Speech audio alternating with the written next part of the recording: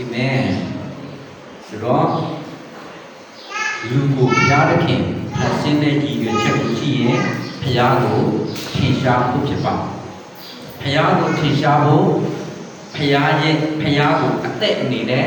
လက်ခံဖို့ပဲဖြစ်ပါဒါကြောင့်မလို့လူကိုဘယ်နေရာမှာထားတယ်ဆိုတော့အသက်ပင်ရဲ့ရှေ့မှာနေရာချတယ်ဆိုတာကိုတွေ့ရဆိုတော့ကမ္ဘာဦးကျမ်းခန်းကြီး1:8မှာဘုရားသခင်ကအရှိမျက်နှာအေရင်အရာဥယျာဉ်ကိုသူစိုက်ပျိုးပြီးတော့သူပုံတွင်းထားတဲ့လူပုံတွင်းခံရတဲ့လူအဲ့ဒီဥယျာဉ်ရဲ့အလယ်မှာနေရာချတယ်ဆိုပြီးတော့ပေါ်ပြထားတယ်အဲ့တော့အေရင်ဥယျာဉ်ဆိုတဲ့အဓိပ္ပာယ်ကဟေရဲလို့တာယာကြည်လူပွဲလို့အဓိပ္ပာယ်ရပါတယ်ဆိုတော့အဲ့ဒီမြေထဲမှာအစင်းလာပြီးတော့အဲ့ဒီဥယျာဉ်မှာရှိတဲ့မြေထဲမှာအစင်းလာပြီးတော့စားဝယ်ကောင်းတဲ့အပင်မျိုးပေါက်စီပြီးရင်ဥယျာဉ်ရဲ့အလယ်မှာအသက်ပင်နဲ့ကောင်းမကောင်းကျွမ်းရပင်လည်းရှိရဲဆိုတာကိုပေါ်ပြအဲ့တော့အပင်စားဖို့အပင်ကိုဘုရားကဒီနေရာမှာထားပေးခြင်းကအသက်ပင်အနေနဲ့လူကိုစားသုံးစီခြင်းနဲ့ရည်ရွယ်ချက်ရှိပါတယ်အစားအစာပုံစံအနေနဲ့လူကိုစားသုံးစီခြင်းလူအသက်ရှင်ဖို့ဘာဖြစ်ဖို့လဲဆိုတော့စားသုံးဖို့လို့စားသုံးခြင်းဟာလူနဲ့တပေါင်းတစ်စီးတည်းဖြစ်သွားစေဥပမာဘဲကိုအချက်အတက်စားလို့ရှိရင်သူကဘဲကိုနားမထွက်နော်စကားပြောပဲပြောချီပဲပေါက်အားလုံးကဘာလဲဘဲကိုနားမထွက်တရင်ဒီများစားတဲ့လူကသူတေးပေါက်လည်းတရင်ဒီနားမထွက်အလေးသွားရင်လည်းတရင်ဒီနားမသူစကားပြောရင်လည်းတရင်ဒီအနားမထွက်ဘာကြောင့်လဲဆိုတော့ဒီစားသုံးခြင်းကလူရဲ့အထဲမှာဖြစ်သွားစီတယ်ဆိုတော့ပေါင်းစည်းသွားစီအဲ့တော့အခုချိန်မှာအသက်ပင်စားစရာအနေနဲ့လူနဲ့ကျွေးမွေးခြင်းကအသက်ပင်ဟာခရစ်တော်အနေနဲ့ရှိတဲ့အခါမှာခရစ်တော်နဲ့လူဟာတပေါင်းတစ်စီးတည်းတော့ဖြစ်သွားဖို့ရန်အတွက်ရည်ညွှန်းခြင်းဖြစ်ပါတယ်အဲ့တော့ဘုရားရဲ့အလိုတော်လို့ပြောရင်အသက်ပင်ကိုစားပြီးတဲ့လူဟာတခင်ဘုရားနဲ့မဖြစ်သွားစေဖို့လဲဆိုတော့တသားတဲ့တလုံးတော်ဘာဖြစ်သွားဖို့ရန်အတွက်ဖြစ်ပါဒါကြောင့်မလို့ဘုရားတခင်ဟာအသက်အဖြစ်နဲ့လူကိုမိတ်ဆက်ထားတာဖြစ်ပါအဲ့တော့အဲ့ဒီအသက်ဟာဘယ်ထဲမှာရှိလဲဆိုတော့နှုတ်ပတ်တော်နဲ့ရှိနှုတ်ပတ်တော်ထဲမှာရှိအဲ့ဒီအသက်ဟာ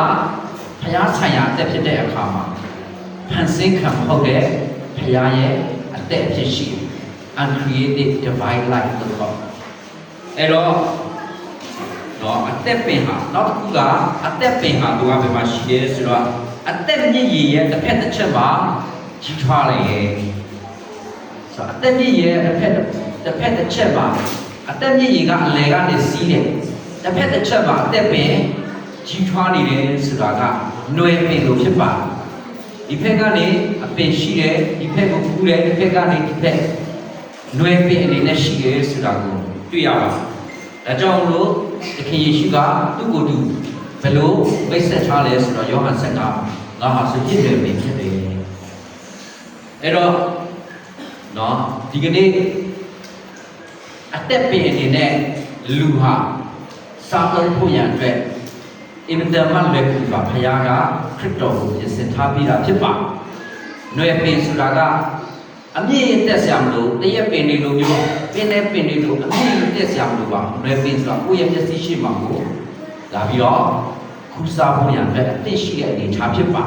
။အဲ့တော့ယနေ့ခရစ်တော်ဟာဒီအေရင်ဥယျာဉ်ထဲမှာရှိတဲ့လူရဲ့ဖြစ်ခြင်းထဲမှာယနေ့ခရစ်တော်ဟာအသက်ပင်ဖြစ်သူထဲမှာပြန်ဝင်ပြီးတော့ဝင်ရောက်နိုင်ပြီးတော့လူဟာခရစ်တော်ကိုအလွယ်တကူပြန်ပြီးတော့စားနိုင်ဖို့အလို့ကခရစ်တော်ဟာအစစ်စစ်ဖြတ်ကျော်ခြင်းမှုတော်ကိုလှုပ်ဆောင်ခဲ့ပါဖခင်အနေနဲ့ပဲကောင်းကင်ဘုံမှာပဲနေရင်လူနဲ့ထိတွေ့ဖို့မဖြစ်နိုင်တော့ဒါကြောင့်မလို့အဲ့ဒီဖခင်ကလူအနေနဲ့ဒါမွေးဖွားတယ် လူသားအသက်ရှင်ခြင်း33နှစ်ခွဲလာအသက်ရှင်တယ်ပြီးရင်လက်ဝါးကားတိုင်းမှာတွေးသောအသေးခံပြီးရင်3ရက်မြောက်သောနေ့မှာတည်ခြင်းကနေပြန်ရှင်းလာအဲ့တော့သူ့ရဲ့အသေးခံပေးခြင်းကရွေးနှုတ်ပေးခြင်းအသက်ဖြစ်တယ်ကြဆင်းသွားတဲ့လူကိုပြန်ပြီးတော့ရွေးဝယ်ရွေးနှုတ်ပေးခြင်းအသက်ဖြစ်တယ်ပြန်ရှင်းလာတဲ့အခါမှာဒီအသက်ပြန်ရှင်းလာတဲ့အသက်ကိုသူကဖြတ်ဖြူလို့ရသွားပြန်ရှင်းပြီးတော့အမြင့်ဆုံးကောင်းကင်ဘုံတက်ပြတ်ထားမှာတက်ကြွပြီးတော့သူ့ကိုခေါ်တဲ့လူရဲ့သူ့ထဲမှာသူပြန်လာဝင်နေလို့ရယုံကြည်သူရဲ့အထဲမှာခရစ်တော်ဟာလာရောက်ဝင်နေပြီးတော့အဲ့ဒီခရစ်တော်ကိုအသက်ပင်အနေနဲ့ပြန်လည်ပြီးတော့စာသုံးပြီးတော့ဝိလျော်ဝမ်းမြောက်ဖို့ယနေ့ယုံကြည်သူအားလုံးအတွက်ခွင့်ရပြန်ပြီးတော့ရှိနေတာဖြစ်ပါဆိုတော့အဲ့ဒါဟာအသက်ပင်ရဲ့ကောင်းကျိုးချမ်းသာဖြစ်ပါအဲ့တော့ဝါဦးကျတဲ့ထဲမှာနောက်ထပ်ပင်တစ်ပင်ကကောင်းမကောင်းတိကျွမ်းရပင်ကောင်းမကောင်းတိကျွမ်းရပင်ဆိုတော့ကောင်းမကောင်းတိကျွမ်းရပင်ဟာသိချင်းရဲ့အရင်အမြင်ဖြစ်လာအဲ့တော့လူရဲ့လူထဲမှာသိချင်းရဲ့အရင်အမြင်ဖြစ်လာဖို့စာရန်ကိုယ်တိုင်ကိုရည်ညွှန်းခြင်းလည်းဖြစ်ပါအသက်ပင်ဟာခရစ်တော်ကိုရည်ညွှန်းတယ်ဆိုရင်ကောင်းကောင်းတိကျွမ်းရပင်ဟာစာရန်သိချင်းကိုရည်ညွှန်းတာဖြစ်ပါတကယ်တော့ကောင်းမကောင်းတိကျွမ်းရပင်ဟာတော့ဘုရားကစိတ်ချက်ထားတာမဟုတ်ပါဘူးလူကိုတည်စေဖို့ရည်ရွယ်ပါဒါပေမဲ့ကောင်းကောင်းတိကျွမ်းရပင်ရဲ့အတိကနေတစ်ဆင့်စာရန်ဟာလူထဲမှာဝင်နေလို့ရသွားတဲ့အခါမှာလူဟာဒီတည်ခြင်းကိုခံစားရခြင်းဖြစ်ပါဒါကြောင့်နော်တည်ခြင်းဆိုတဲ့အဓိပ္ပာယ်ကလူနဲ့ဘုရားသခင်ရဲ့ကွဲကွာခြင်းလည်းဖြစ်ပါအဲ့တော့သုံးမျိုးထွက်လာကောင်းမကောင်းတိကျွမ်းရပင်ကနေကောင်းခြင်းထွက်လာတယ်မကောင်းခြင်းထွက်လာတယ်တိကျွမ်းခြင်းဆိုတဲ့ knowledge ထွက်လာအဲ့တော့စာရန်ကလူကိုလက်စားလူတွေကမကောင်းခြင်းဟာတည်ခြင်းလို့လူတွေလက်ခံနိုင်နေမဲ့ကောင်းတာလုပ်ရင်ကောင်းတာရောက်မှာပေါ့ဆိုပြီးတော့ကောင်းခြင်းကိုတော့လူတွေကတည်ခြင်းလို့မထင်အောင်စာရန်ကပြည့်ရတော့ဒါကြောင့်လို့တော့ဘာသာတရားကလူကိုကောင်းအောင်နေခိုင်းကျောင်းကလည်းလူကိုဘာဖြစ်စီလဲကောင်းအောင်နေခိုင်းငယ်ငယ်လေးတော့တို့အတန်းထဲမှာဆရာမကိုတုတ်ဆက်မင်္ဂလာပါဆရာမမထိုင်ရသေးဘူးမထိုင်ခင်မှာဘာရွတ်ရလဲဆိုတော့ကြပြရွတ်ရမိကိုကောင်းအောင်ကြိုးစားမယ်မိအတန်းအတွက်ကောင်းအောင်မိတိုင်းပြည်အတွက်ကောင်းအောင်ကြိုးစားမယ်ဆိုပြီးတော့ရွတ်ပြီးမှပဲအဲ့ဒါထိုင်ကျေးဇူးတင်ပါတယ်ဆရာကျေးဇူးတင်ပါတယ်ဆရာမဆိုပြီးတော့ထိုင်ရအဲ့တော့စာရန်ဟာမကောင်းခြင်းအပြင်လူဟာတည်တယ်ဆိုတာကိုလူတွေလက်ခံပြီးတော့ကောင်းခြင်းအပြင်လူဟာတည်ခြင်းဖြစ်တယ်ဆိုတာကိုမလက်ခံအောင်သူကဒီလိုစုံနဲ့သုံးတာကိုတွေ့ရတယ်။နောက်ဆုံးဘုရားကိုယ်တိုင်ပုတ်တွင်းထားတဲ့ကျမ်းစာတော်မှာစာရန်ကသုံးလိုက်တဲ့အခါမှာအဲ့ဒီစာအသက်ကိုတတ်တည်ခြင်းဖြစ်သွားစီပါ။ဒါကြောင့်မလို့နော်ယနေ့ကောင်းမကောင်းတိကျွမ်းခြင်းတိပညာလူကအတိတိုးသွားခြင်းဟာသိခြင်းကိုပို့ဖြစ်စေပါ knowledge နော်ကျွန်တော်တို့ရဲ့အသက်တာထဲမှာအတိပညာအတိတရားတိုးလာတာနဲ့အမျှနော်ဒီကနေ့သိခြင်းပဲဖြစ်ပါအပြစ်တရားကိုမအောင်ပါဒါကြောင့်နော်အသက်ပင်ဆိုတာကအေရဥယျာဉ်ထဲမှာရှိတဲ့အသက်ပင်ဆိုတာကနံပါတ်1ဖျားကိုညီခုစေတဲ့အသက်ပဲဖြစ်ပါကောင်းမကောင်းကြီးကျွမ်းရပင်ရဲ့အတီးဆိုတာကြတော့ဖယားကိုစန့်ကျင်ပုံကန်စေတဲ့အတီးဖြစ်ပါတနည်းအားဖြင့်ဖယားကိုမိခုံမှုကင်းစေတဲ့အတီးဖြစ်ပါဖယားကလူကိုဖန်ဆင်းတဲ့အခါမှာ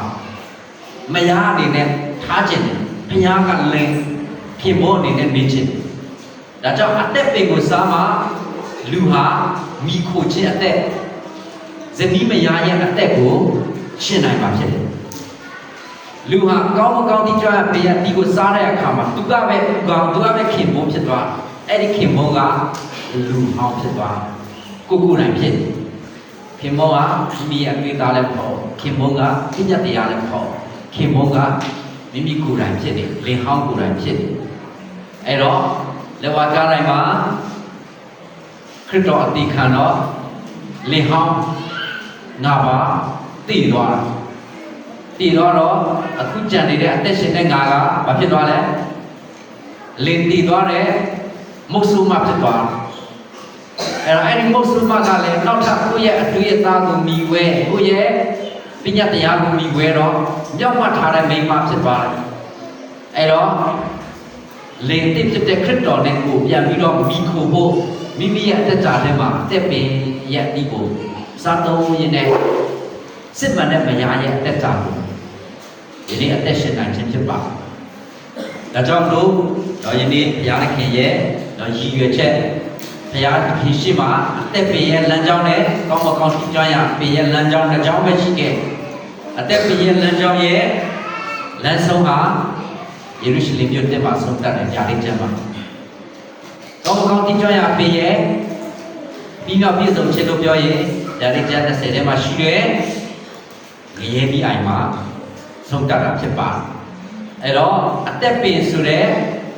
a pin ne ko mo kong ti cho ya pe ye ti ha ka ba ru ga ni sa pyu myu sit ane ne myu chin lai da ma hong ye tamai de sha giờ mình thấy anh tin vào tầm máy cái show mà tụi họ chỉ qua vì đó nó xấu mà tụi họ cùng này không tên bé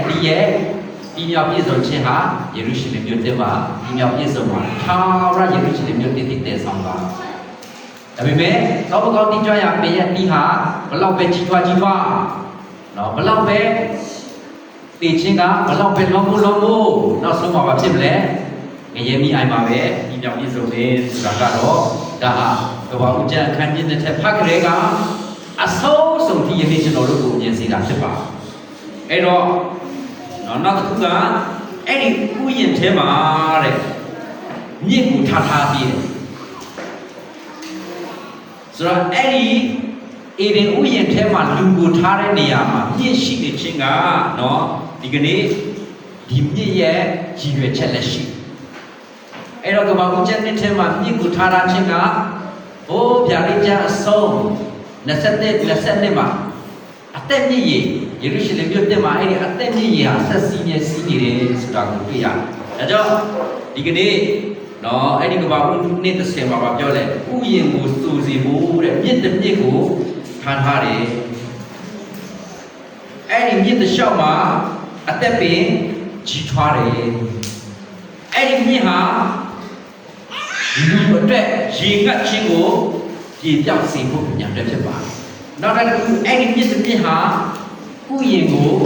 စိုးစေဖို့ဖြစ်ပါတယ်။အဲ့ဒီမြစ်ဟာအသက်ကိုကြီးထွားစေဖို့ရည်ရွယ်ချက်ရှိပါတယ်။အဲ့ဒီမြစ်ဟာအေးအရာကနေစီးထွက်တယ်ဆိုတဲ့အဓိပ္ပာယ်ကဘုရားသခင်ထံကနေစီးထွက်ခြင်းကိုဆိုလိုပါတယ်။ပလင်တော်ထံကနေစီးထွက်ခြင်းကိုဆိုလိုပါတယ်။ဒါကြောင့်မလို့အဲ့ဒီမြစ်တစ်မြစ်ရှိနေပြီဆိုတဲ့မြစ်ကကမ္ဘာဦးကျန်တဲ့ထဲမှာရှိတဲ့အေးဒီအရာကနေစီးထွက်လာတဲ့မြစ်ဟာယနေ့အသင်းတော်တက်တာမှာလည်းအဲ့ဒီမြစ်တစ်မြစ်ရှိထာဝရယေရုရှလင်မြို့တစ်မှာလည်းပလင်တော်ကနေထွက်တဲ့မြစ်တစ်မြစ်ဟာဆက်ပြီးတော့စီးရရှိတယ်ဆိုတာကိုတွေ့ရတယ်။ဒါကြောင့်မလို့လူဟာတောက်သုံးဖို့ရေအရင်မြစ်ကိုရရှိခြင်းကဘုရားကိုယ်တိုင်ကနေပဲဒီရေအရင်မြစ်ကိုရတယ်ဆိုတာကိုတွေ့ရတယ်။နောက်တစ်ခုအဲ့ဒီမြစ်တစ်မြစ်ကနေဘယ်နှဖြာထွက်သွားလဲဆို၄ဖြာထွက်သွားတယ်။မြစ်မာကြီး၄ဖြာ။အဲ့တော့မြစ်တွေ၄ဖြာဟာအရက်၄မျက်နှာမှာရှိတဲ့လူထံကိုဒီပြီးရောက်သွားလို့ဖြစ်တဲ့၄ဆိုတဲ့ကဏ္ဍဟာဘုရားသခင်ရဲ့ဖန်ဆင်းခြင်းကဏ္ဍပဲဖြစ်ပါတယ်။ဘုရားသခင်ရဲ့လူကိုပြင်ဆင်ထားတဲ့ကဏ္ဍပဲဖြစ်ပါတယ်။ဥပမာသခင်ယေရှုကအမှုတော်မဆောင်ခင်ရက်ပေါင်း40အစာရှောင်ရက်ပေါင်း40မိုးရွာမောရှေနဲ့ဘုရားသခင်နဲ့တောင်ပေါ်မှာတိနာတောင်ပေါ်မှာရက်ပေါင်း40ပြည့်စုံ၄ဆိုတဲ့ကဏ္ဍအာရန်ကနေသခင်ယေရှုကြွလာတဲ့ဒီနှစ်ပေါင်း4000ကြာအဲ့တော့၄ဆိုတဲ့ကဏ္ဍဟာပြင်ဆင်ခြင်းကဏ္ဍပဲဖြစ်ပါတယ်ဒါကြောင့်နော်ဖန်ဆင်းခံလူကိုလည်းပုံဆောင်တဲ့ကဏ္ဍဖြစ်ပါတယ်နောက်ဆုံးပလင်တော်ပေါ်မှာဖန်ဆင်းခံတတ်တော်၄ပါးနော်လူမျက်နှာရှိတယ်နွားတကယ်မျက်နှာရှိတယ်လင်းရုံရဲ့မျက်နှာရှိတယ်ရှင်သိရဲ့မျက်နှာကိုတွေ့ရတယ်ဒါကြောင့်နော်ဒီအရာကဖန်ဆင်းခံလူအပြီးဟာဒီ မြစ်တစ်မြစ်ကနေဖြာထွက်လာတဲ့မြစ်တွေလေးတွေကနေတစ်ဆင့်ယနေ့အသက်မြစ်ရေကိုစီးတင်ခြင်းကိုခံစားရဖို့ဘုရားသခင်ရည်ရွယ်တယ်ဆိုတာကိုတွေ့ရတယ်။နောက်ထပ်ထူးဆန်းဖွယ်ရာကအဲ့ဒီမြစ်ထဲကနေစီးဆင်းခြင်းအပြင်ထွက်လာတဲ့အဖို့တပစ္စည်း၃မျိုးကိုတွေ့ရတယ်။ဘာလို့ကျန်တဲ့စနစ်မှာနံပါတ်1ကရွှေဖြစ်ပါနံပါတ်2ကဘာဒီလပစ္စည်းလို့ခေါ်တယ်နံပါတ်3ဟာမဟူရာကြောင်ကြောက်ဖြစ်ပါအဲ့တော့ရွှေကျင်တယ်ဆိုတာကနော်ရွှေကျင်တဲ့မြစ်ရွှေကျင်တဲ့ချောင်းဆိုရင်လေအိုးနော်နောက်ကြည့်ကုန်တရားတွေနဲ့သုံးလို့မရတော့တွားပြီးတော့သုံးလို့မရတော့အဲ့တော့အဲ့ဒီမြစ်ထဲမှာဘာလဲဆိုတော့ရွှေပုံလေးတွေကျန်ခဲ့တယ်အဲ့ဒါကိုကျင့်ရတာဖြစ်တယ်အဲ့တော့နော်အသက်မြစ်ရေကနေစီးထွက်လာခြင်းအပြင်အဖို့တန်တဲ့ရွှေဒီလောက်တန်ဖိုးရှိတဲ့ရွှေဘာလောကမှာမရှိဘူးအဲ့တော့ဒီရွှေဟာဘာကိုရည်ရွယ်လဲဆိုတော့နော်ဒီပစ္စည်း၃မျိုးမြစ်ထဲကနေထွက်လာတဲ့ပစ္စည်း၃မျိုးဖြစ်တဲ့ရွှေနဲ့ဗာဒီလာပစ္စည်းနဲ့ဘုရားကြောင်ဝင်ကြောက်၃မျိုးဟာဘုရားသခင်ရဲ့အဆောက်အအုံကိုတည်ဆောက်ဖို့ရအတွက်ဖြစ်ပါတယ်နောက်တစ်ခုဒီပစ္စည်း၃မျိုးဟာ၃ပါးတစ်ပါးဘုရားရဲ့ဖြစ်ခြင်းကိုလည်းရည်ညွှန်းပါတယ်ရွှေဆိုတာကခမဲတော်ဘုရားကိုရည်ညွှန်းတယ်ခမဲတော်ဘုရားဟာသူ့ရဲ့သဘောတဘာဝ divine nature လို့ခေါ်တယ်။ထာဝရအဆောက်အအုံတွေသူဟာအခြေပြည့်အဖြစ်ရွှေကိုတိဆောက်ထားပြီးအတိတ်ဘက်ကဘုရားအပြည့်ချစ်ချင်းမြတ်တာတဲ့လူတွေကိုခေါ်ဒီအဆောက်အအုံထဲမှာလမ်းခီးတစ်လျှောက်လုံးရွှေလမ်းမနဲ့ပဲရှိနေတယ်အဲ့ဒီယေရုရှလင်မြို့တိတ်ကအဲ့တော့ရွှေလမ်းမနဲ့ချစ်ချင်းမြတ်တာနဲ့ပဲဒီမှာခေါ်ဆောင်တယ်ချစ်ချင်းမြတ်တာနဲ့ပဲစပြီးတော့ဒီဆောက်ထားတာဖြစ်ပါနောက်ထပ်နံပါတ်2ကဗာဒီလသစ္စေဆိုတာကတဲ့ပလဲတစ်မျိုးကိုရည်ညွှန်းတယ်အဲ့ဒီတော့အဲ့ဒီပလဲဟာနောက်ဆုံးမှာယေရုရှလင်မြို့တည့်ရဲ့ဝင်ပေါက်ပလဲတကားတွေဖြစ်ပါဒါကြောင့်မလို့နော်ဧဝံဂေလိသတင်းစကားနဲ့ဆိုင်တဲ့သားတော်ရဲ့ဒီကံပေးခြင်းယူနှုတ်ပေးခြင်းကျေးဇူးကဒီကနေ့ကျွန်တော်တို့တက်စစ်မှန်တဲ့ဧဝံဂေလိတရားဖြစ်တဲ့သူတို့ဖြင့်ယေရုရှလင်မြို့တစ်ထက်ကိုဝင်ဖို့ဝင်ပေါက်ခြင်းရှိနေခြင်းကိုညွှန်ပါတယ်အဲ့တော့နော်နံပါတ်3ခုဖြစ်တဲ့ဘုကူရာကြောင်ကြီးကြောက်ဆိုတာကပုံတရံပြောင်းလဲထားတဲ့ကြောက်ဖြစ်ပါဥပမာစိတ်ဟာဘုရားသခင်ဖန်ဆင်းကြတဲ့ကစိတ်အနေနဲ့မဖန်ဆင်းပါဘူးစိတ်ဟာအသွင်ပြောင်းကြောက်တစ်မျိုးဖြစ်တယ်ဘယ်ကနေအသွင်ပြောင်းလာကြောက်ပြီးတွေးကနေကြာလာတာနဲ့အမျှစိတ်ဖြစ်ပါအသွင်ပြောင်းကြောက်မျိုးမျိုးရှိတယ်ဥပမာတော့ကျွန်တော်အများနဲ့ပြောနေတဲ့အင်ဂျင်ကြောက်အင်ဂျင်ပင်ပဲအပင်ပဲဒါပေမဲ့မြေကြီးအောက်မှာနေတဲ့ကြားတဲ့အပူတွေဓာတ်တွေခံရတဲ့အခါမှာနောက်မှာပုံတရံပြောင်းလဲပြီးတော့ကြောက်ဖြစ်သွားတယ်တည်နေတဲ့အပင်တော့ကတော့ဘာတန်ဖိုးမှမရှိဘူးမိရဲပဲစိုက်ပါဒါပေမဲ့ကြောက်ဖြစ်သွားတဲ့အခါမှာဒီစမ်းမှတန်ဖိုးကြီးသွားတယ်တန်ဖိုးခက်လို့မရဘူးဒါကြောင့်မလို့တခင်ဘုရားဟာအရှင်တော်ဝိညာဉ်တော်အားဖြင့်ဒီနေ့ကျွန်တော်တို့အတွေ့ပြောင်းတဲ့ကြောက်ပုံတရံပြောင်းတဲ့ခြင်းကြောက်ကိုပြင်ဆင်ပြီးအဲ့တော့ဓမ္မဟောင်းမှာရှိတဲ့တတ်ရှင်းသူဓမ္မဟောင်းမှာရှိတဲ့ယုံကြည်သူဆိုတာဣသရေလလူမျိုးကိုပုံဆောင်ဣသရေလလူမျိုးရဲ့အသက်တာဘုရားကသူတို့ကိုအထူးသဖြင့်နော်ဒီပစ္စည်း၃မျိုးနဲ့ပဲရွေးဝယ်ထားတာသူတို့ကိုစကားပြောချင်တယ်ယေဘရဟိမင်းအားဖြင့်စကားပြောချင်တယ်ရွှေနဲ့ပဲစကားပြောတယ်သူရဲ့ရင်ထဲမှာထည့်ထားတဲ့ကြောက်အဲ့ဒီမဟူရာကြောက်ဝင်ကြောက်ပုံတရံပြောင်းလဲတဲ့ကြောက်အဲ့ဒီကြောက်နဲ့ပဲစကားပြောတယ်အဲ့တော့တာဥတွေကိုပြန်ပြီးတော့ရွေးနှုတ်တယ်တာဥတွေကဘုရားရဲ့စေခံရဒါပေမဲ့လေဝိအမျိုးထွက်လာတဲ့အခါမှာတာဥတွေပြီးကြလို့တော့အဲ့ဒီငွေကိုပြန်ပြီးတော့ရွေးဝယ်တာဥတွေကိုပြန်ရွေးတဲ့အခါမှာငွေနဲ့ပြန်ရွေးဒါကြောင့်ဘုရားရဲ့အိမ်တော်ဆောက်တဲ့အခါမှာမြေကြီးအောက်မှာငွေတုံးကိုပြုတ်ထားအဲ့တော့ဓမ္မဟောင်းမှာရှိတဲ့ဘုရားရဲ့အိမ်တော်တိဆောက်ခြင်းမှာရွှေငွေကြောက်ကောင်းဟာလည်းအရေးကြီးပါဓမ္မတစ်မှာအတင်းတော်တက်တာရောက်သွားတဲ့အခါမှာရွှေငွေကြောက်ကောင်းတဲ့တိဆောက်တဲ့အဆောက်အဦဖြစ်လာရွှေဆိုတာကမဲတော်ဘုရားချစ်ချင်းမြတ်တာပလဲနေရာမှာငွေကိုပြန်စားထိုးတယ်ငွေဆိုတာကတက်ဆင်းသွားတဲ့လူတွေပြန်ရွေးနှုတ်ပြန်ရွေးဝယ်ရငွေနဲ့ပဲရွေးရအဲ့တော့နော်ဖိုးတန်ကြောက်နော်ကြောက်ကောင်းကြောက်မြနေနဲ့ပုံတရံပြောင်းလဲခြင်းနော်ရှိကားစီဖို့နော်အထူးသဖြင့်ယေရုရှလင်မြို့တစ်ထဲမှာရွှေငွေရွှေပလဲမဟူရာကြောင်ငွေကြောက်၃မျိုးဟာဆက်ပြီးတော့တည်ရှိနေခြင်းကယေရုရှလင်မြို့တစ်မှာ ဓမ္မဟောင်းမှာရှိတဲ့တရှိသူယုံကြည်သူတွေရောဓမ္မတစ်မှာရှိတဲ့အတင်းတော်တက်တာမှာရှိတဲ့တရှိသူယုံကြည်သူတွေရောအားလုံးဟာယေရုရှလင်မြို့တက်မှာပညာပြည့်စုံခြင်းကိုယူမျိုးနာဖြစ်ပါတယ်။ဒါကြောင့်မလို့ကမ္ဘာဦးကျန်ခန်းကျင်းတဲ့ခန်းငယ်7ထဲမှာရှိတဲ့မြစ်ထဲကနေရှိတဲ့ပစ္စည်း၃မျိုးဟာဘုရားဟာသူ့ရဲ့အတင်းတော်ကိုတည်ဆောက်ဖို့အထူးသဖြင့်ပြင်ဆင်ထားတဲ့သုံးပါးဘုရားရဲ့ဖြစ်ခြင်းဖြစ်ပါတယ်။နောက်ဆုံးမှာယေရုရှလင်မြို့တက်မှာလည်းဒီဖြစ်ခြင်း၃မျိုးကိုပဲတွေ့ရမှာဖြစ်ပါတယ်။ဆိုတော့အံ့ဩဖွယ်ရကမ္ဘာဦးနှစ်ထဲမှာလူကိုမြေမုတ်ကနေပြုလုပ်ဖန်ဆင်းပြီးတော့ဒီရွှေငွေကြောက်ကောင်းအဖြစ်ဘုရားရဲ့တည်ဆောက်ခြင်းထဲမှာလူကိုပြန်ပြီးတော့ထည့်ထားခြင်းဟာဒါဟာဘုရားသခင်ရဲ့အင်မတန်မှနော်ကြီးမားတဲ့သူ့ရဲ့အကြံစီရွယ်ချက်ဖြစ်တယ်။မြေမုတ်ကနေဖန်ဆင်းထားတဲ့လူကိုရွှေမကောက်ပလဲမကောက်ကြောက်ကောင်းအနေနဲ့တည်ဆောင်သွားခြင်းကဓမ္မဟောင်းယုံကြည်သူတွေကိုလည်းအဲ့ဒီတိုင်းပဲတည်ဆောင်လို့ဓမ္မတိယုံကြည်သူတွေကိုလည်းအဲ့ဒီတိုင်းပဲတည်ဆောင်ရတဲ့ယေရုရှလင်မြို့တစ်ထာဝရကာလတိတည်ဆောင်သွားမယ်ဆိုတာကိုနားလည်ရအဲ့တော့နော်အထူးသဖြင့်ကမ္ဘာဦးကျန်ခန်းကြီးနှစ်ကလေးကဘုရားရဲ့ရည်ရွယ်ချက်အဆုံးစုံပြီးမြောက်ပြည့်စုံခြင်းကိုကျွန်တော်တို့ကိုမြင်တွေ့စေနောက်တစ်ခုကဘာဝကျန်တဲ့15ရောက်လာတဲ့အခါမှာဘုရားသခင်ဟာလူကိုယူပြီးတော့အေရင်ဥယျင်ကိုတဲ့ဘာလို့ခိုင်းလဲပြုစုစောင့်ရှောက်စီတယ်အဲ့တော့လူဟာအေရင်ဥယျင်ထဲမှာလူပြုရမယ့်အမှုကနံပါတ်1ကမြေကိုပြုစုဖို့ဖြစ်ပါတယ်နံပါတ်2ကဥယျင်ကိုဘာလို့ဖို့လဲစောင့်ကြဖို့စောင့်ရှောက်ဖို့ဖြစ်ပါတယ်ဆိုတော့ယနေ့ကျွန်တော်ဒီမှာတွေရတက်ကြတဲ့မှာဆင်ခြင်ကိုအာရုံဖြစ်တယ်မြေဆိုတာကဘာအတွက်လဲမျိုးစည်းချတဲ့အခါမှာပြင်ပေါက်လာ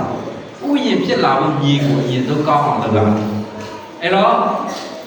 အသက်ပင်ရဲ့မျိုးစည်းဖြစ်တဲ့ခရစ်တော်ကိုကျဲချလိုက်ဖို့ရတဲ့ဒီမြေကိုမလုပ်ရဘူးထွန်ရက်ရ